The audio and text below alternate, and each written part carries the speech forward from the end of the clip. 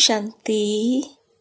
आज 27 फरवरी 2023 दिन सोमवार की साकार मुरली। आइए अब सुनते हैं मीठे बाप दादा के मधुर महावाक्यों को।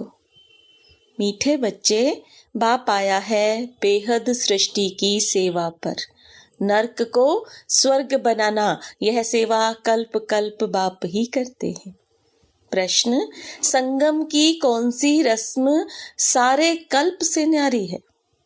उत्तर, सारे कल्प में बच्चे बाप को नमस्ते करते हैं, लेकिन संगम पर बाप बच्चों को नमस्ते करते हैं। बाप कहते हैं, मैं तुम सिखिलदे बच्चों की सेवा पर उपस्थित हुआ हूं, तो तुम बच्चे बड़े ठहरे ना। बाप कल्प के बाद बच्चों के पास आते हैं, सारी सृष्टि के कीचड़े को साफ कर नर्क को स्वर्ग बनाने। बाप जैसा निराकारी, निरअहंकारी और कोई हो नहीं सकता। बाप अपने थके हुए बच्चों के पांव दबाते हैं। ओम शांति। बाप आने से ही पहले पहले बच्चों को नमस्ते करे या बच्चे बाप को नमस्ते करें? बच्चे बाप को नमस्ते करें? नहीं, पहले बाप को नमस्ते करना पड़े। संगम युग की रस्म रिवाज ही सबसे न्यारी है। बाप खुद कहते हैं, मैं तुम सबका बाप तुम्हारी सर्विस में आकर उपस्थित हुआ हूं, तो जरूर बच्चे बड़े ठहरे ना। दुनिया में तो बच्चे बाप को नमस्ते करते हैं, यहाँ बाप नमस्ते करते हैं बच्चों को। गाया भी हुआ है, निराकारी निरअहंकारी, तो वह भी दिखलाना पड़े ना। वह तो सन्यासियों के चरणों में झुकते हैं, चरणों को चूमते हैं, समझते कुछ भी नहीं। बाप आते ही हैं बच्चों से मिलने कल्प के बाद। बहुत सिखिलते बच्चे हैं, इसलिए कहते हैं, मीठे बच्चे थके हो? द्रौपदी के भी पांव दबाए हैं ना, तो सर्वेंट हुआ ना। वंदे मातरम किसने उच्चारा है? बाप ने। बच्चे समझते हैं बाप आया हुआ है सारी सृष्टि की बेहद सेवा पर। सृष्टि पर कितना कीचड़ा है, यह है ही नर्क, तो बाप को आना पड़ता है नर्क को स्वर्ग बनाने। बहुत उकीर अर्थात प्यार उमंग से आते हैं, जानते हैं मुझे बच्चों की सेवा में आना है, कल्प कल्प सेवा पर उपस्थित होना है। जब वह खुद आते हैं तब बच्चे समझते हैं बाप हमारी सेवा में उपस्थित हुए हैं। यहाँ बैठे सभी की सेवा हो जाती है, ऐसे नहीं सबके पास जाता होगा। सर्वव्यापी का अर्थ भी नहीं जानते, सारी सृष्टि का कल्याणकारी दाता तो एक है ना। उनकी भेंट में मनुष्य कोई सेवा कर ना सके, उनकी है बेहद की सेवा।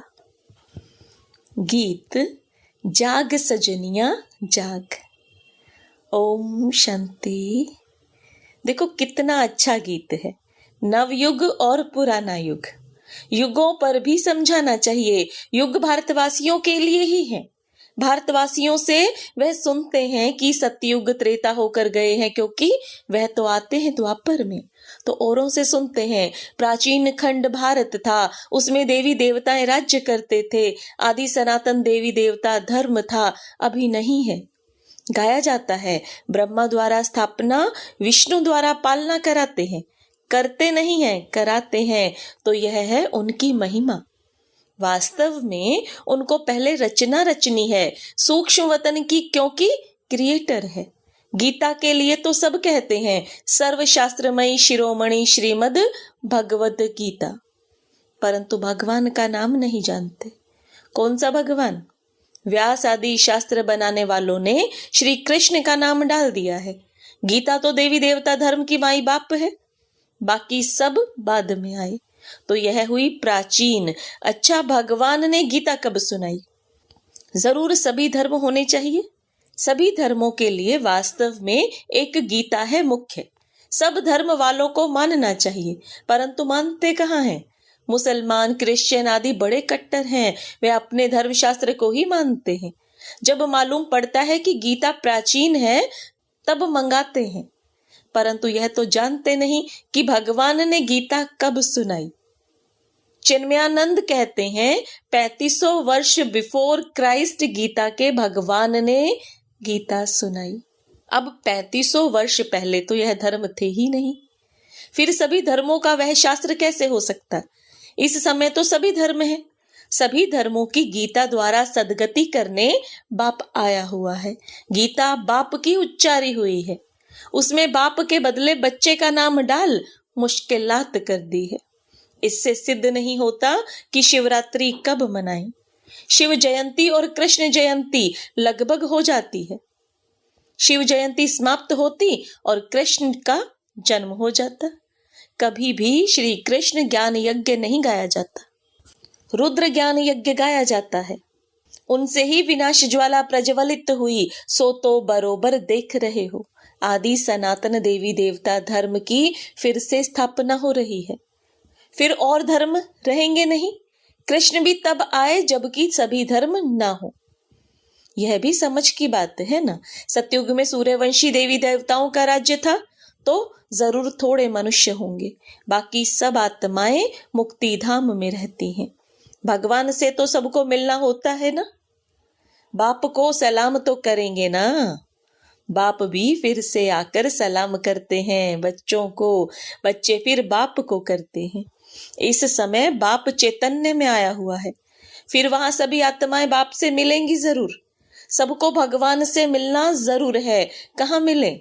यहाँ तो मिल ना सके, क्योंकि कोटों में कोई, कोई में भी कोई ही आएंगे। तो सब भक्त कब और कहाँ मिलेंगे? जहां से भगवान से बिछड़े हैं वहां ही जाकर मिलेंगे। भगवान का निवास स्थान है ही परम धाम। बाप कहते हैं, मैं सभी बच्चों को परम धाम ले जाता हूँ, दुख से लिबरेट कर। यह काम उनका ही है। अभी तो देखो अनेक भाषाएं हैं। अगर संस्कृत भाषा शुरू करें तो इतने यह सब कैसे समझें? आजकल गीता संस्कृत में कंठ करा देते हैं। बहुत अच्छी गीता गाते हैं संस्कृत में। अब अहिल्याएं, कुब्जाएं, अबलाएं संस्कृत कहाँ जानती? हिंदी भाषा तो कॉमन है, हिंदी का प्रचार जास्ती है। भगवान भी हिंदी में सुना रहे हैं। वह तो गीता के अध्याय बतलाते हैं, इनके अध्याय कैसे बना सकेंगे? यह तो शुरू से लेकर मुरली चलती रहती है। बाप को आना ही है पतित सृष्टि को पावन बनाने। हेवनली गॉड फादर तो जरूर स्वर्ग ही क्रिएट करेगा, नरक थोड़े ही रचेगा।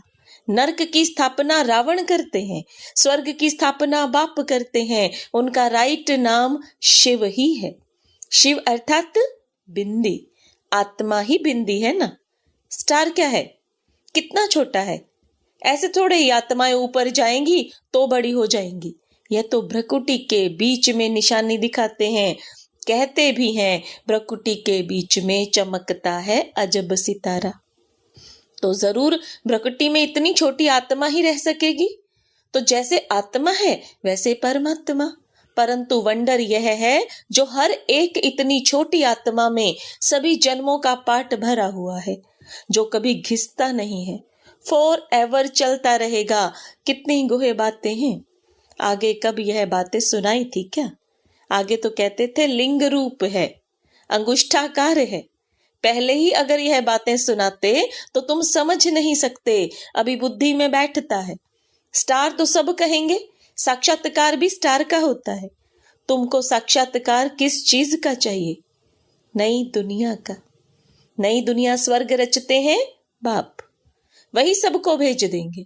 खुद एक ही बार आते हैं। अब मनुष्य मांगते हैं शांति, क्योंकि सभी शांति में ही जाने वाले हैं। कहते हैं सुख कागविष्टा समान है। गीता में तो है राजयोग, जिससे राजाओं का राजा बनते हैं। जो कहते हैं सुख कागविष्टा समान है, तो उनको राजा ही कैसे मिले? यह तो प्रवृत्ति मार्ग की बात है।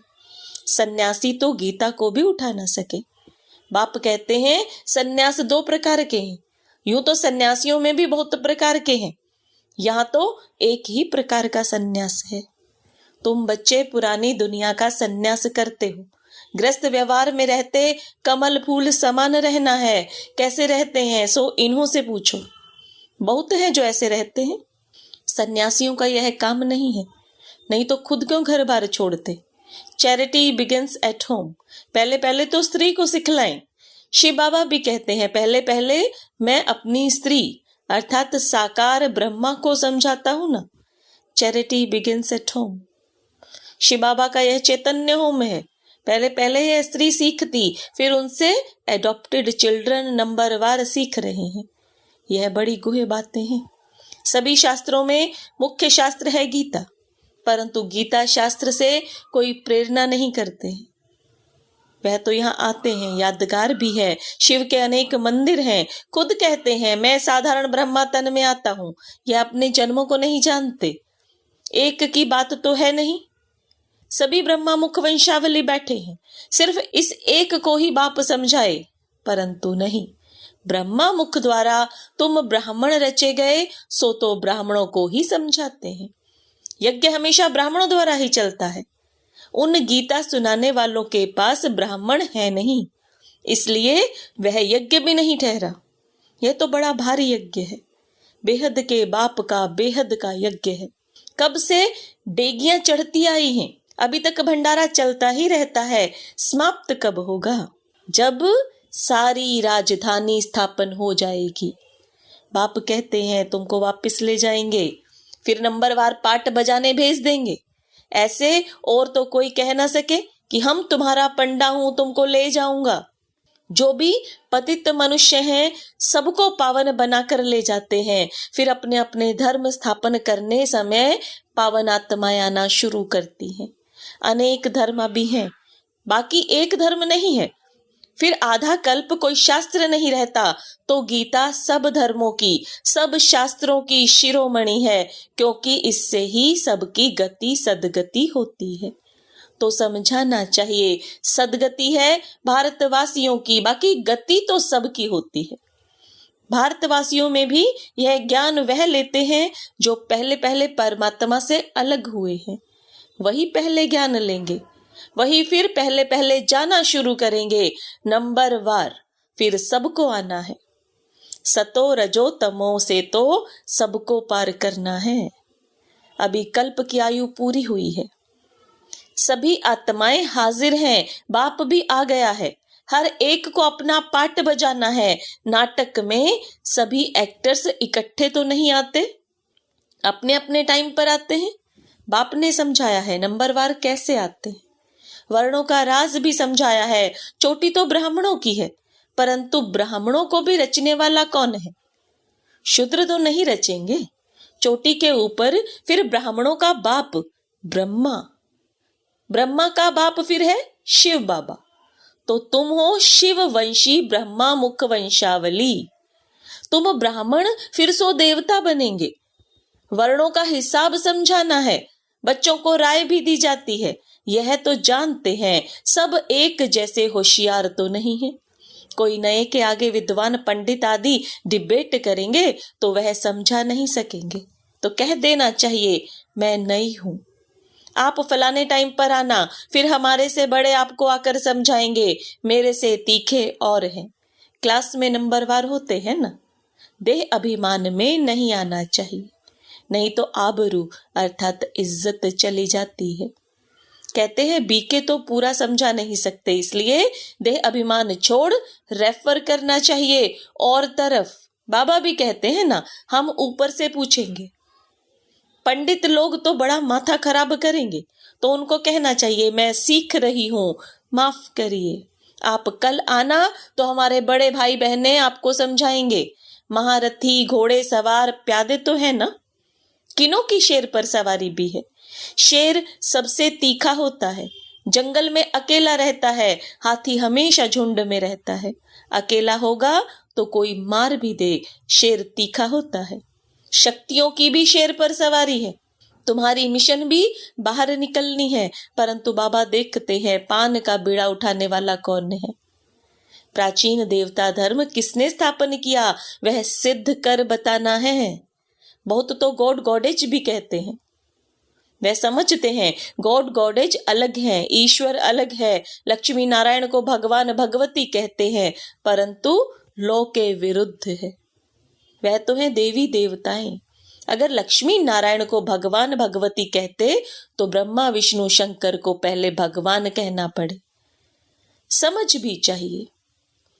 अच्छा, मीठे मीठे सिकिलदे बच्चों प्रति माता पिता बाप दादा का याद प्यार और गुड मॉर्निंग।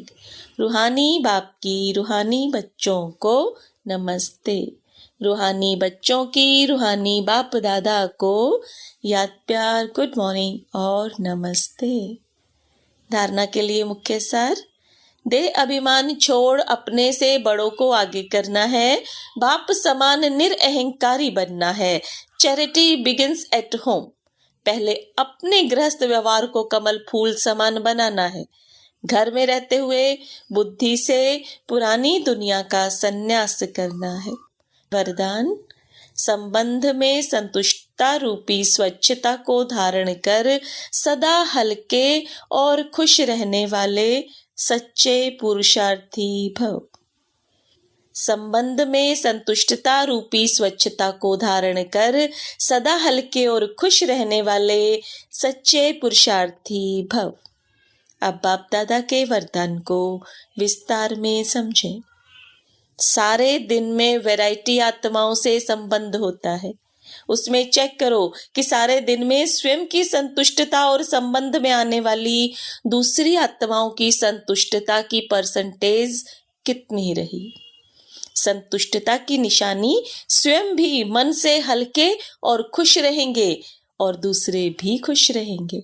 संबंध की स्वच्छता अर्थात संतुष्टता, यही संबंध की सच्चाई और सफाई है। इसलिए कहते हैं सच तो बिठो नच। सच्चा पुरुषार्थी खुशी में सदा नाचता रहेगा। स्लोगन। जिन्हें किसी भी बात का गम नहीं, वही बेगमपुर के बेफिक्र बादशाह हैं। जिन्हें किसी भी बात का गम नहीं, वही बेगमपुर के बेफिक्र बादशाह हैं। ओम शांति। ओम शांति।